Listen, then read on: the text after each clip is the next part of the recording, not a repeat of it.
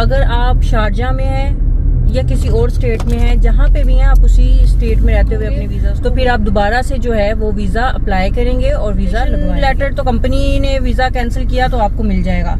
अब वो कहेंगे ऑफर लेटर लेके आओ, तो अब कंफ्यूज लोगों को कर देते हैं। और हमने दिए थे अभी पिछले महीने, ये अक्टूबर में हमने होल्ड किए 150 दिरहम ईच पर्सन हमने पे किया कि 75 दिरहम। पहले जो था ना तरीका वो ये था कि आपने वीजा जैसे ही आपके हस्बैंड का वीजा लग गया ना तो फौरन ऑटोमेटिकली अकाउंट में दिया हुआ है IBAN नंबर, क्या उसी में ही उसी बैंक में पैसे ट्रांसफर करवाने हैं या फिर कोई न्यू बैंक अकाउंट नंबर है जिसमें आपने ट्रांसफर करवाने हैं। तो हमारे पास बिस्मिल्लाहिर्रहमानिर्रहीम, अस्सलाम वालेकुम, welcome back to my channel daily UAE lifeline vlogs. मैं आमना और एक नया टॉपिक के, क्योंकि वीज़ा जो है फैमिलीज आजकल ये मिनिस्ट्री स्कीम के दौरान मैं वीडियो बना रही हूँ, फैमिलीज वीज़ा होल्ड करती हैं तो नया प्रोसेस मतलब नया एक रूल उनका निकला है, तो मैंने कि इस पे बात कर लेते हैं तो ताकि जो है ना थोड़े डाउट जो होंगे जिन्होंने वीज़े होल्ड किए होंगे और उन्होंने 5000 पे किया होगा तो वो उनका बच जाए, ये ना हो कि वो मिसअंडरस्टैंडिंग में रह जाए और वो पैसे निकल जाएं हाथ से। तो वीडियो करते हैं स्टार्ट, पर उससे पहले कहना ये है कि अगर इंस्टाग्राम पे आते हैं तो क्वेश्चन करते हैं डेफिनेटली तो फॉलो कर लिया करें, और ये वीडियो अच्छी लगे तो लाइक भी कीजिएगा, चैनल को सब्सक्राइब भी कीजिएगा और बेल आइकन को जरूर क्लिक कीजिएगा ताकि आने वाली मेरी जितनी भी वीडियोज़ हैं वो सबसे पहले आप लोगों को मिले। तो मैं वीडियो स्टार्ट करने लगी हूँ। सबसे पहले जो है ना बात करूंगी जिस टॉपिक पे वो ये है कि देखिए, जब आप husband company to company visa change करते हैं यानी जॉब चेंज करते हैं तो फिर उनका वीज़ा चेंज हो जाता है, तो फिर फैमिली रखती है अपना वीज़ा होल्ड। तो अगर स्टेट पे पहले चले जाएं तो देखें, अगर आप किसी एक स्टेट में हैं जैसे अबू धाबी में है और हस्बैंड वहाँ से company to company visa change कर रहे हैं तो डेफिनेटली वहाँ आप होल्ड करेंगी। अगर आप शारजा में हैं या किसी और स्टेट में है, जहाँ पे भी हैं आप उसी स्टेट में रहते हुए अपने वीज़ा को होल्ड करेंगे।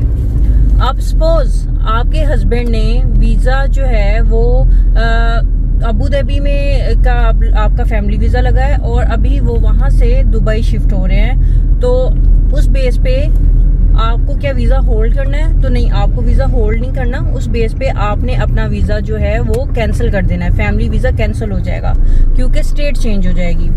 आप अबू धाबी से दुबई शिफ्ट हो जाएंगे इस बेस पे, और फिर जब आप अबू धाबी शिफ्ट होंगे तो फिर आप दोबारा से जो है वो वीज़ा अप्लाई करेंगे और वीज़ा लगवाएंगे। उसके बाद अब आपने वीज़ा होल्ड करना है। अब न्यू रूल के अकॉर्डिंग अगर चले ना तो अभी ये 2024 मिनिस्ट्री स्कीम चल रही है और वो बढ़ भी गई है। पहले नवंबर तक थी, अब दिसंबर तक होगी, यानी पहले 31 अक्टूबर तक थी, अब नवंबर और दिसंबर दोनों मंथ्स को ऐड करके तो अभी अंटिल 31 दिसंबर जो है ना इन्होंने इंक्रीज कर दिया ना आसिफ। तो ये चीज़ हो गई। अब वीज़ा होल्ड करने का प्रोसेस सेम वही रहेगा।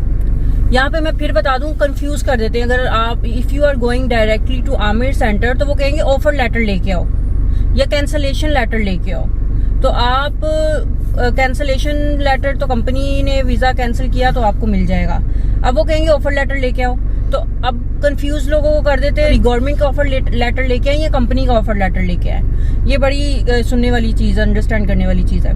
तो वहाँ पे ये लोग यहाँ पे ये भी कंफ्यूज कर देते हैं। देखिए, गवर्नमेंट का तो 100% वीज़ा होल्ड करने के लिए लग जाएगा। अगर कंपनी का लेके आएंगे तो हम गारंटी नहीं देते कि वीज़ा होल्ड होंगे या नहीं होंगे। अगर आपके पास कम टाइम होगा तो फिर प्रॉब्लम आ जाती है। तो आपने कंफ्यूज नहीं होना, आपने कंपनी का ऑफर लेटर भी आप लेके चले जाएं, आपके हस्बैंड लेके चले जाएंगे ना कंपनी का वीज़ा, कंपनी टू कंपनी। तो वो नई कंपनी ने वीज़ा ऑफर लेटर दिया अपनी कंपनी का कि जाएं आप वीज़ा होल्ड करवा लें, तो हम लोग बाद में आपको गवर्नमेंट का ऑफर लेटर दे देंगे, तो उस बेस पे भी आपके वीज़ा होल्ड हो जाएंगे। ऐसे होते हैं, 1 मिनट लगता है। आपके हस्बैंड का इमीडिएट ID लगेगा और ऑफर लेटर लगेगा कंपनी का, और बस। और फिर वो आपसे जो भी फीस होती है 5000 दिरहम जो है वो होल्ड के लिए लेते हैं आपसे।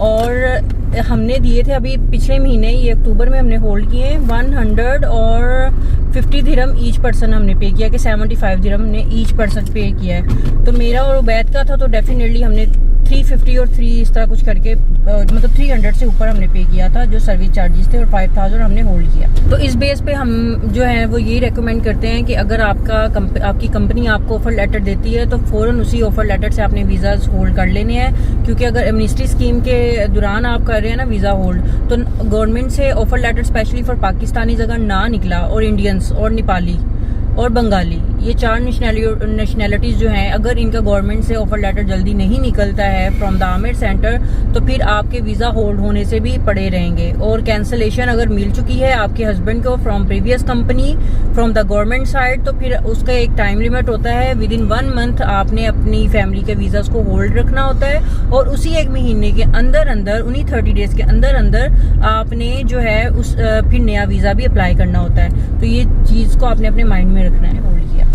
अब अनहोल्ड का मेन प्रोसेस जो बताना था वो मैं बता दूं आपको। अच्छा, अभी जैसे अब फिर हम लोगों ने वीज़ा होल्ड किए, 5000 दिरहम दे दिया और होल्ड के लिए, और 3000 हमने दे दिया 300 से ऊपर वाले जो पैसे थे सर्विस चार्जेस के लिए दे दिए, जो कि नॉन रिफंडेबल है, लेकिन 5000 जो है रिफंडेबल है। अच्छा, जब आपने वीज़ा अनहोल्ड करना, पहले जो था ना तरीका, वो ये था कि आपने वीज़ा जैसे ही आपके हस्बैंड का वीज़ा लग गया ना, तो फौरन ऑटोमेटिकली अकाउंट में IBN नंबर तो उन्होंने लिया होता है, तो वो ऑटोमेटिकली ट्रांसफर हो जाते थे विद इन 2 या 3 डेज। अब क्या होता है कि अब आपको स्पेशल आमिर सेंटर या आपके PRO को स्पेशल आमिर सेंटर वालों के साथ कांटेक्ट करना पड़ता है कि आपके जो वीज़ाज हैं, फैमिली वीज़ाज जो हैं, उनको अनहोल्ड करना है। तो फिर आप डायरेक्ट जाते हो वहाँ पे आपके हस्बैंड का वीज़ा या एमिरेट्स ID मांगते हैं, लेकिन मांगा हमसे नहीं था, बस कहा था कि ये चीज़ें लेके आनी है। और क्योंकि हम आमिर सेंटर से हमने होल्ड किए थे, तो उन्होंने तो यही बोला था, तो हम ले गए थे।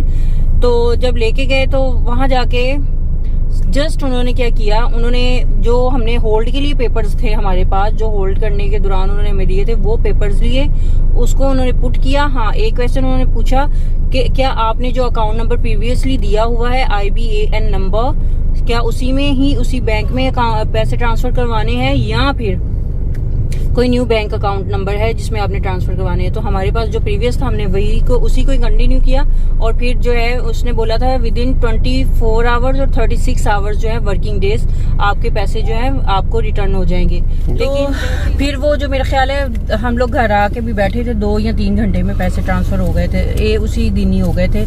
24 या 36 घंटे बस आपको बोलते हैं, ठीक है। तो ये सारी चीज़ें थी जो आपके साथ शेयर करनी थी, आपको बतानी थी, बहुत ज़्यादा ज़रूरी थी।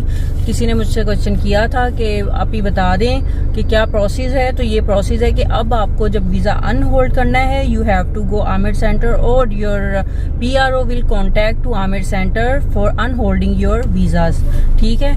तो फिर वो अनहोल्ड के दौरान आपका कॉन्टैक्ट नंबर जो आपने उनको दिया होता है, फ़ोन नंबर, और जो आपने पेपर उन्होंने आपको दिया होता है होल्डिंग के दौरान, वो लेके जाएंगे। तो उस बेस पे आपके वीज़ा जो हैं वो अनहोल्ड होंगे। तो उम्मीद है कि सारी चीज़ें समझ आ गई होंगी। मैंने फिर बता दिया, अगर state to state visa hold करना है तो अपनी अपनी स्टेट में वीज़ा होल्ड करना है। अगर state to state company change हो गई है तो फिर फैमिली के वीज़ा जो हैं वो क्या होंगे, कैंसिल होंगे, और उसके बाद जिस स्टेट में वो शिफ्ट हो रहे हैं उस स्टेट में नए वीज़ाज लगेंगे। तो ये सारी डिटेल थी जो आपके साथ शेयर करनी थी, ज़रूरी थी। तो उम्मीद है कि ये वीडियो अच्छी लगी होगी। फिर भी कोई क्वेश्चन है तो कमेंट बॉक्स में पूछें, इंस्टाग्राम पे पूछें, इंस्टाग्राम पे आएंगे तो फॉलो करते हुए जाइएगा। और यहाँ पे भी अगर वीडियो अच्छी लगी है तो लाइक कीजिएगा, चैनल को सब्सक्राइब कीजिएगा, और बेल आइकन को भी क्लिक कर दिया करें ताकि आने वाली जितनी भी हमारी वीडियोज़ हैं वो सबसे पहले आप लोगों को मिले। और परेशान नहीं होना, होल्ड करने का भी प्रोसेस वेरी ईजी, और अनहोल्ड करने का भी वीज़ा जो प्रोसेस है वो बहुत ज़्यादा ईजी है। तो ये जो लोग कहते हैं पैसे मिलते हैं, नहीं मिलते हैं, देते नहीं है, तो नहीं, ऐसी बात नहीं है, पैसे मिल जाते हैं आपके। जो आपने दिरहम 5000 होल्ड करने के लिए रखा होता है वो आपको रिटर्न हो जाता है। तो अपना बहुत ज़्यादा ख्याल रखिएगा, दुआओं में याद रखिएगा। अल्लाह हाफिज़।